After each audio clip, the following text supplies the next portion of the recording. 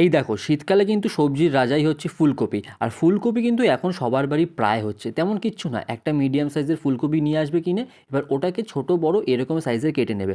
সবগুলোকে কেটে নেওয়ার পর একটা বাটির মধ্যে রেখে ভালো করে কিন্তু প্রথমে ধুয়ে নিতে হবে। আর পোকা যেন না থাকে, পোকা এখন খুব বেশি হচ্ছে। ধোয়া হয়ে গেলে এক বাটি জলের মধ্যে ফুলকপিগুলো দিয়ে নুন দিয়ে কিন্তু সেদ্ধ করো।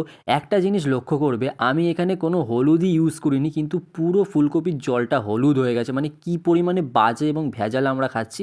কী করবো, আমাদের এটাই এখন খেতে হবে। এবার ওই জলটা যখন ফুটছে, মানে কপি যখন সেদ্ধ হয়ে এসছে, তখন কয়েকটা গন্ধরাজ লেবুর পাতা এর মধ্যে মিশিয়ে দেবে, কারণ এর মধ্যে ফ্লেভারটা ঢুকবে।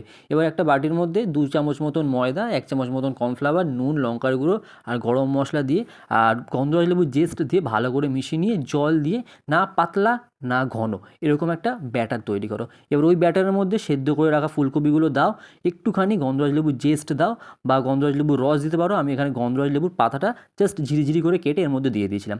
এবার কড়াই বসিয়ে দাও, কড়াইয়ের মধ্যে সর্ষের তেল বা সাদা তেল যাই হোক না কেন দিয়ে, তেলটা যখন গরম হয়ে যাবে একটা একটা করে সব ফুলকপিগুলো দিতে থাকো। দেখো, একদম মিডিয়াম টু লো আছে ফুলকপিগুলোকে আস্তে আস্তে ভাজতে থাকো। মাঝে মাঝে কিন্তু হালকা হাতে ফুলকপিগুলোকে উল্টে দিতে হবে। ভাজা হয়ে গেলে একটা কলা পাতার মধ্যে ফুলকপিগুলোকে ঢালো, উপরে একটুখানি বিট নুন আর একটুখানি লঙ্কার গুঁড়ো আর টমেটো সস দিয়ে খাও এইরকম গন্ধরাজ ফুলকপির পকোড়া, যেটা খেতে কিন্তু ব্যাপক লাগে। আর তোমাদের কেমন লাগে সেটা অবশ্যই কমেন্ট করে জানিও। আর তোমরা ফুলকপি কি ভালোবাসো সেটা কমেন্ট করতে পারো, আর কোথা থেকে দেখছো সেটাও কমেন্ট করতে পারো।